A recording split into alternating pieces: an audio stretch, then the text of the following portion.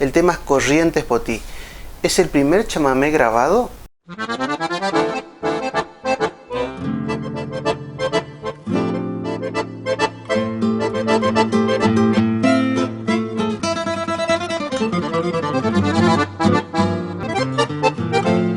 Hoy estamos con una temática para analizar. Siempre nos gusta entender lo que hacemos, por qué somos chamameceros, por qué nos gusta el chamamé, y en especial en este año donde las actividades post pandemia empiezan a surgir y por supuesto todo lo que es festivales, movimientos culturales, chamameceros. Bueno, volviendo al tema de Corrientes Potí, bueno, es un tema musical que se creó en el año 1930 y fue grabado en el año 31, los primeros días del año 31. Y los compositores de ese tema, Diego Novillo Quiroga, y el otro compositor, Francisco Pracánico, a instancia de Samuel Aguayo, que es un músico destacado de la década del 30, de origen paraguayo. Él se encontraba exiliado por todos esos problemas políticos, que se traslada a Buenos Aires, donde pudo desarrollar su faz creativa, su faz artística. Siempre el litoral tiene una conexión con el Paraguay.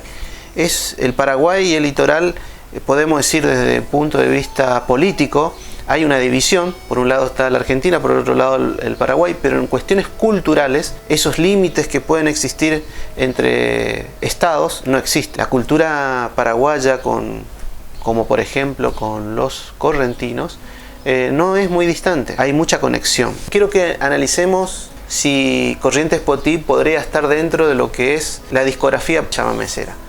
Vamos a escuchar el tema, vamos a escuchar la versión de Samuel Aguayo, la mitad por ejemplo, para ir analizando cómo fue creado este tema.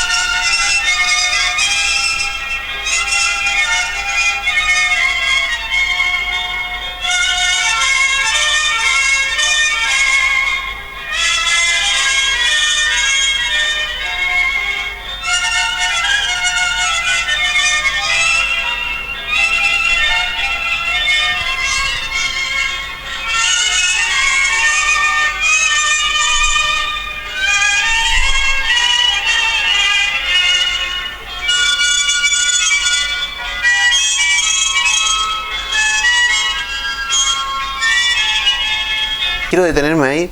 Es bella la música, pero ingresa con violines. Es como que mucho no tiene que ver con el chamamé, los violines. Y después ya se escucha bandoneones. Parece que son bandoneones.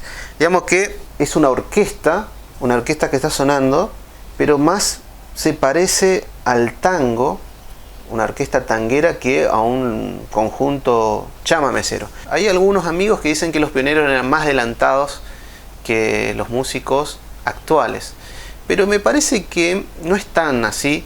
Los músicos pioneros o los que recién empezaron a grabar el chamamé estaban como explorando qué clase de instrumento vamos a incorporar dentro del chamamé. Tenemos que tener en cuenta que el chamamé grabado, los artistas empiezan a explorar cómo poder traducir una música que forma parte de su cultura para poder exponerla y venderla. Esos músicos de la década del 30 no pueden escapar de la influencia del tango. El tango estaba en su mejor apogeo y las orquestas musicales que iban recorriendo las radios, la puerta máxima para exponer un arte musical, era el tango. Y el tango utilizaba una orquesta, bandoneones, violines, piano. También se escucha piano en esta introducción. Digamos que está más asociado a una orquesta de tango que a una orquesta chamamecera. Vamos a seguir escuchando.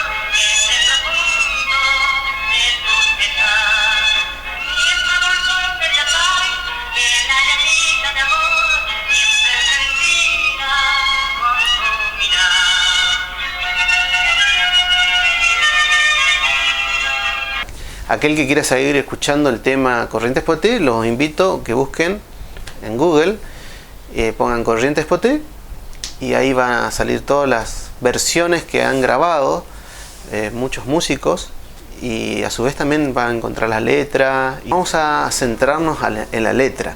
La letra creo que está muy bien elaborada, principalmente para el público correntino. Hay que tener en cuenta, cuando se crea este tema, no es un tema que nació en forma espontánea o como un motivo popular. Como habíamos dicho en otro video, ¿qué son los motivos populares o letras populares, como por ejemplo el carao? Esta fue una letra pensada exclusivamente para poder vender, porque Samuel Aguayo era justamente un representante artístico que exponía un sector paraguayo como también litoraleño de la Argentina. Productores discográficos le pedían a Samuel Aguayo que cree, que cante un tema pensado en esa comunidad correntina que estaba viviendo en Buenos Aires. Podríamos decir, desde el punto de vista del consumo, estaban ávidos de tener música que represente su lugar. Toda una fabricación de laboratorio. Ahí va mi temática a la hora de pensar si este es un chamamé o no. Para mí el chamamé se tiene que ir armando en forma genuina desde una expresión cultural. Para mí la letra está muy linda. Cumple las expectativas de la discográfica, que la letra comprenda de una manera el espíritu de Corrientes. Si uno recorre la letra, podemos decir: me gusta esta parte, y botí correntina que luces en la cara. Bueno, ya hace referencia hacia Corrientes, ¿no? Hacia una mujer correntina. Hay otra parte que dice: la Virgen que está en Itatí. También hace referencia a un lugar geográfico de Corrientes, ¿no? Ni la laguna Iberá, ¿no? Tendrá misterio mayor. Eso también, ¿no? Los misterios del Iberá. Hace referencia a la letra justamente a un sector de Corrientes. Entonces la letra en sí está muy bien elaborada. Seguramente habrán pensado: pongamos ingredientes que sean de Corrientes, le vamos a cantar a una mujer correntina y vamos a nombrar ciertos lugares de Corrientes para que uno tenga un contacto con ese tema, principalmente la gente correntina.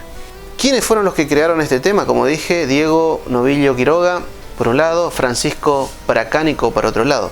Son músicos que podríamos decir no son correntinos, no forman la cultura chamamecera. Son excelentes, excelentes músicos y compositores, que de tan buenos que son, que pudieron crear un tema sin ser parte de ese movimiento cultural. Y ahí es otro punto de análisis que podemos hacer. Es como que nosotros desde acá de la Argentina queremos crear música árabe. Y yo digo, ¿eso es genuino? Esa es la palabra. ¿Eso es genuino? Para mi punto de vista, lo mismo pasó con el tema Corrientes Poté, en donde los compositores, excelentes compositores, no eran chamameceros. Y a su vez hicieron un tema por encargo. Digamos, le encargaron y le pagaron para hacer ese tema. Y no es tanto como sería un chamamecero que lo quiera hacer desde una expresión cultural. Decir que Samuel Aguayo sea una persona que no entienda la cultura litoraleña, porque era paraguayo, y como siempre digo, el Paraguay con el litoral tenía una gran conexión, hay una gran conexión.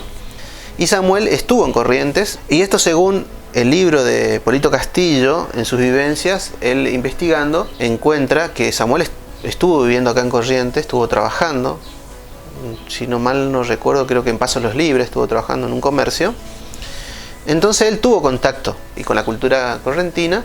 Principalmente creo que las vivencias de Polito Castillo trata de buscar una respuesta si justamente Samuel Aguayo es el creador de la palabra chamamé. Bueno, ese sería para otro video, para hablar sobre otro video, donde ya le voy dando un adelanto.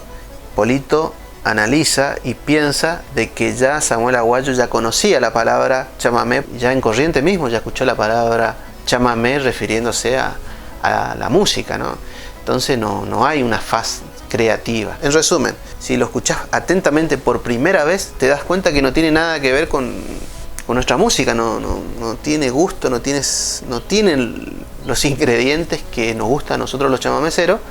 Es una bella composición, tiene una hermosa melodía, pero tiene instrumentos que no coinciden mucho a los instrumentos que nosotros usamos. Eso se debe especialmente por la gran influencia de las orquestas tangueras de esa época, y los autores, tanto Novillo Quiroga, Pracánico, no eran músicos de origen chamamecero, y Samuel Aguayo también no es un músico de origen chamamecero. Entonces estamos en presencia de un tema que se quiere introducir como chamamé, creado por artistas que no son chamameceros. Entonces la pregunta es, ¿un artista que no es chamamecero puede hacer un chamamé? Esa es la pregunta número 1. Y me gustaría que abajo en los comentarios me lo respondan. Si están de acuerdo que sí, me dan su fundamento. Y si me dicen que no, también me dan su fundamento. Yo por mi parte digo que no, porque para mí es todo artificial. Crear un tema sin ser parte de esa cultura es artificial ese tema. Entonces para mí Corrientes Potí no es chamamé. Puede sonar como chamamé, puede estar en 6x8, puede tener letras. Le pueden poner en el rótulo chamamé correntino, pero para mí no es chamamé. Esa es mi conclusión. Me gustaría que ustedes también me den su conclusión. Espero que este video sea simplemente un disparador de ideas. Como siempre digo, no es concluyente, es una opinión, es una forma de ver, y creo que en la cultura tiene que haber una diversidad de formas de ver dentro de un ámbito del respeto y dentro de una lógica. No es simplemente dar una opinión por darlo, sino también hay que dar un análisis, como hicimos recién. Analizamos el tema desde el punto de vista musical, analizamos el tema desde el punto de vista de las letras, y también analizamos desde el punto de la faz creativa de los autores. Así que les mando un gran abrazo y nos vemos en el próximo video.